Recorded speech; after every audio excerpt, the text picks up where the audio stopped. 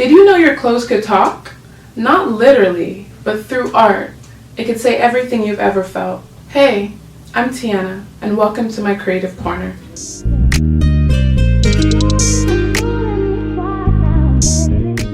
I've been pouring so much into the Wearable Canvas that I thought it was the perfect time to slow down, catch up, and answer some questions. Whether you're here for the art, the story behind it, or just curious about the journey, this one's for you. So let's get into the Q&A. I've narrowed down some questions that I feel like are relevant to the cause right now and relevant to what's next for Tianna Henry Studios. What's a misconception people have about you as an artist or entrepreneur? I would say a misconception that a lot of people have, especially those that had to choose between going a traditional route, let's say going to school, versus pursuing something that they love, is that people kind of assume that you can't be both. You can't be both an academic and an artist. You can't be both smart and free. You can't be both. I don't know. They just assume that, you know, if you choose one path in life, if you choose the corporate path, that you can't really be like colorful and unique and different.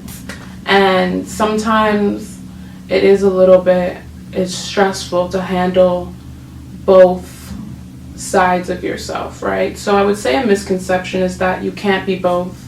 You can't be an entrepreneur and someone that also is interested in the corporate journey. And I think you definitely can. You can be, like, one can literally be an investment into your personal journeys, and then who knows where it goes from there, right? So some people choose that path. Some people are straight and narrow with corporate, and then some people are straight and narrow with being an entrepreneur and doing their own thing. But there is an in-between, and I feel like those people should also be respected. When people ask me like what I want to do, I'm like, it all. Because really, that's how it is, right? When you're interested in so many different things. Next question. Does love influence your creative process? What inspires your art and events the most? I would say my creative process is inspired by so many different things. I am inspired by the people around me, the energy around me, the spaces I'm in. I would say love has to do with it as well, because that's something that really gets, really gets us going and thinking, and a lot of future talk when it comes to love. So it inspires just the vision that I see and what I put onto a canvas. And that's really important as well, the relationships that you have and how they inspire your vivid and emotional world. So I would say the events and my personal art also has to do with history. It has to do with being in the present as well. It's just kind of like a mesh of everything. And I'm hoping just the future is bright so my art can reflect that. So the next question is, what moment made you realize you were meant to do this? I don't think it was a specific moment. But I think when I had graduated from university and I was exploring my options in terms of careers, I had a couple of different options and a couple of different routes. And I'm such a multifaceted person that I wanted to make sure I explored my personal passions as well. So I think I was like, okay, if you don't do it now, when are you gonna do it? People are asking you questions like, what do you want to do? Like, what's next? And at that point, it's really up to you to decide whether you want to discover a different path. And I'd already had my business and I was already doing custom art commissions, but I wanted to figure out what was next. And I had started developing different ideas, especially when it came to putting my knowledge back out into the world, right? Because when you learn, it is also your duty to put it back out and to teach others. So when I was thinking of that principle and I was thinking of that cycle of learning and then teaching, I was like, you know what's perfect? if I had my own class, you know, my own vibe with it, and I developed something from the ground up. And I think that was the moment that I was like, okay, that's what I meant to do. That's what's coming next. Consistently, and creating a structure out of that. And I think it's time to really put all the knowledge that I've developed in art school, in university, and just mesh it all together and create a structure of its own. If you had to describe your creative style in 3 words, what would they be? I would say I'm pretty simple. Although I love colors, I love texture, I love switching it up, there's always a simplicity to my outfits or to my artwork. As much as I love artists like Basquiat, I am not the abstract girl. I'm not the throw paint at the wall girl. I'm a very much a fine details person. And then I would also say bold.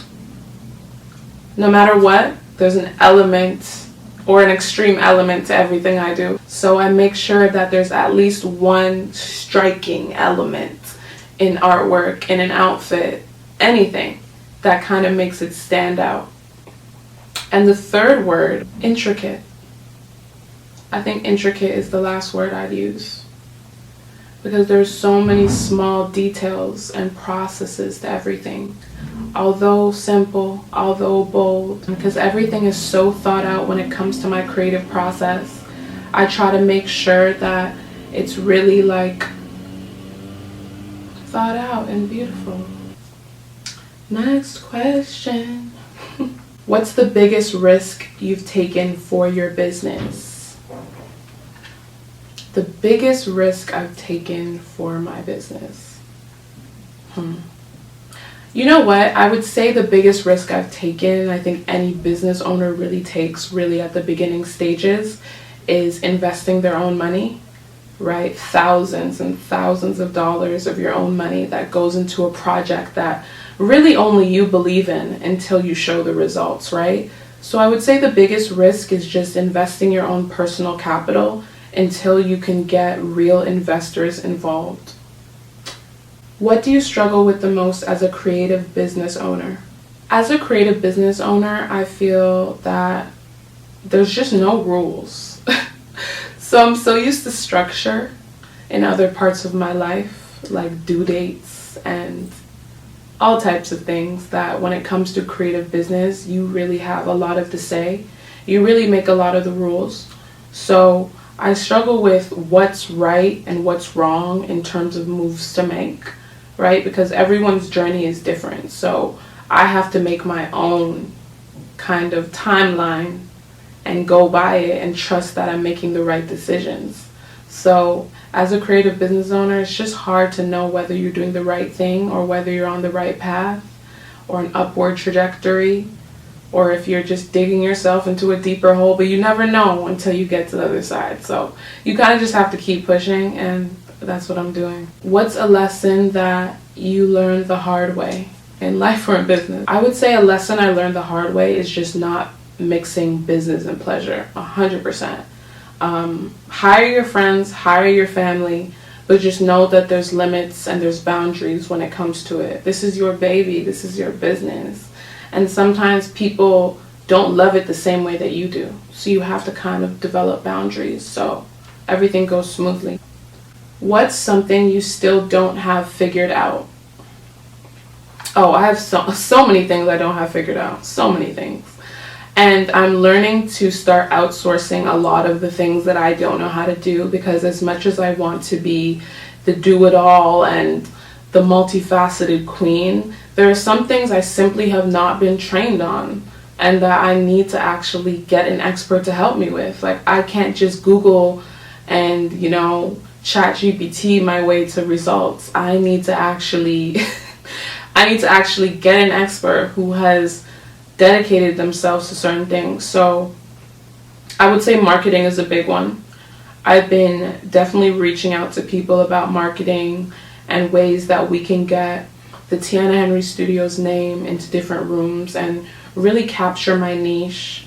I would say in terms of my event, especially the wearable canvas, I am focusing on outsourcing a lot of those services. Like when it came to decorations or really getting the event to, represent the muse and the vibe that I have developed, I was like, okay, you know what? I'm going to do that myself. I'm just going to put up a little thing there, a little thing there. No, I had to hire somebody to help me put it together and to help me make it, a spectacular visual experience. As much as I wanted to be the main artist and the main, creator here, sometimes you have to get other people that believe in your vision and that know your vision and have the resources to make your vision a reality. So that's really what I've been learning, how to step back and delegate tasks instead of, try to be the person that does it all.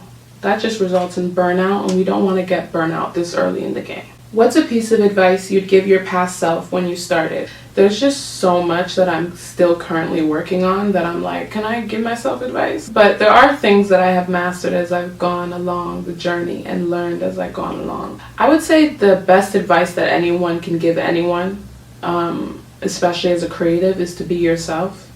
I would just say a lot of the times, especially at the beginning stages, especially having a art business, you tend to look at external sources for inspiration. Sometimes I wish that I would have just been more internal and reflected more, maybe did a little bit more journaling to figure out who I was and what I wanted to produce. So I could have done the wearable canvas a lot sooner and, developed that idea and, learned what I'm going to learn now back then. So I would have just kind of done what came natural to me. I think being in so many classes and being around so many teachers and professors, naturally I would emulate something like that. And naturally I would have that bone in my body to also teach and to also spread the knowledge that they gave me. So I should have been doing this a long time ago. But you know what? We live and we learn. We'll still continue to sell prints. We'll still continue to do commissions. We'll still continue to do the core of the business. But branching it out into classes now is something I feel like is, a long time coming. What's your dream collab or project? Someone actually asked me this before, and I said cause. I feel like the reference to cartoons and just that era of artistry is something that's also present in my work. So I would definitely want to work with Brian Donnelly, maybe make him my mentor, learn a thing or two, because he's become global and it's just amazing what he's done. And I've been to some of his shows and his exhibits, and it definitely is something that is inspiring. What makes the wearable canvas different from other paint and sip events? Why is it a must-attend event in the city?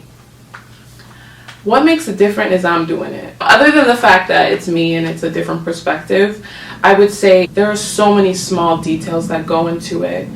One ticket isn't only just a class and a glass of wine. It's a whole experience. It's really something that I feel like everyone who's ever wanted to explore the arts in some way should experience. And there's a lot of knowledge coming out of it. There's a lot of, materials coming out of it for you to start your art journey. So I just think if you ever wanted to let's just say you have a 9-to-5 that's not even any way creative, this is the space for you. It's for beginners, but it's also for experts. I just think it's a must attend for everybody. It's just a new way to get out and have fun. Why clothing? Why not regular canvases? So I've been working with canvases and prints and stuff that you put up in the home.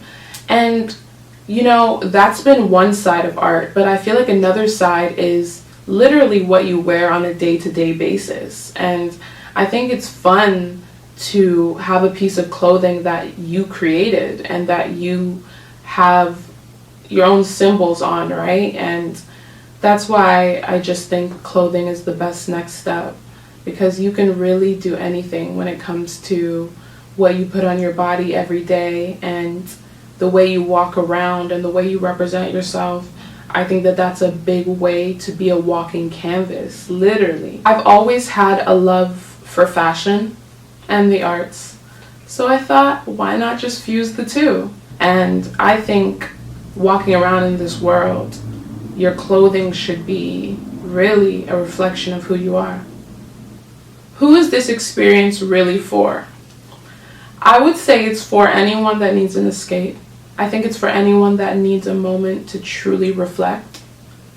Even though it is clothing and it is fashion, it's also kind of like therapy. I want it to be a safe space.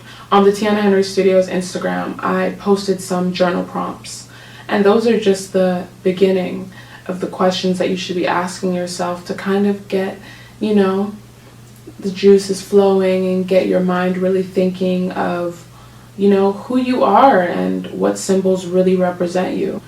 I think that it's for people that want to have a more introspective experience and have it be creative and fun at the same time. Who doesn't like to have fun?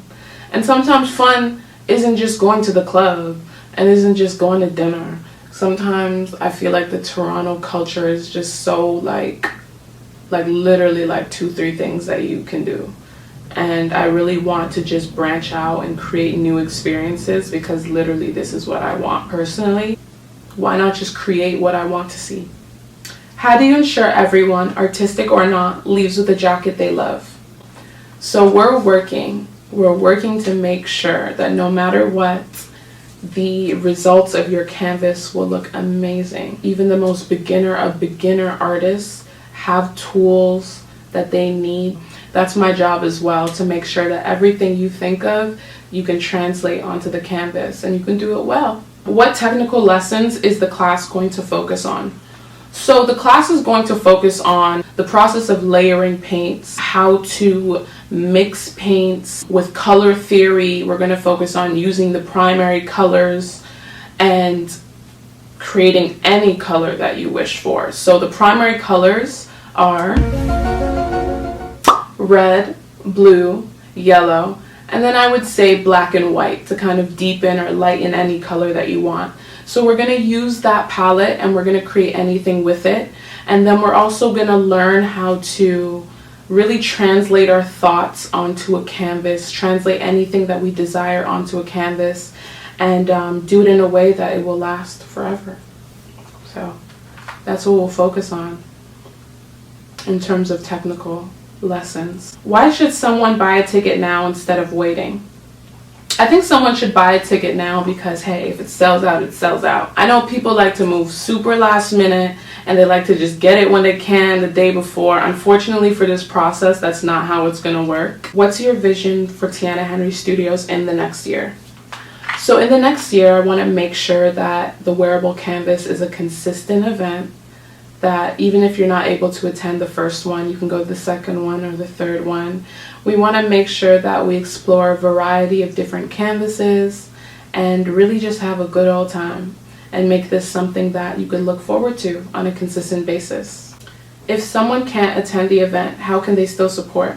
There's so many other ways that you can support, like following our pages. We now have a Facebook page. So just following our pages and really staying up to date on what's happening. We have exclusive print drops. So if you're interested in still getting some home decor, that's something that you could still purchase. And yeah, we just want to make sure that the events are something you could also attend, but at the same time, we're still focusing on the core of the business, which is even getting a custom commission. We do album covers, books, anything that you have for your personal business as well. If you need a creative mind, we're still here. And then we also post affirmations a lot on our Instagram page, and our website's always updated, so you can just really be a part of the community that way. And the last question, if you had unlimited resources, what's one crazy event or project you'd create? That's a great question, because honestly, sometimes resources are what stops the greatest minds from, getting things done at the pace that they want. They'll always get it done, but it takes time. I would say I would want to just have a huge class. where everyone's accommodated for and everyone is happy and comfortable and we're all just bonding together, and everyone that's ever been interested in something like this would be able to attend. And yeah, that takes like a huge space and crazy resources. So I just want a space for everyone to really decompress and have a good time. So that's coming. That's definitely coming, but we have to start small. Thank you so much for watching. I appreciate anyone who has bought a ticket for the event or is simply just interested in what's going on over here at Tianna Henry Studios. There's so much coming next, and I really cannot wait. And I hope that you'll join us. Thank you so much for watching.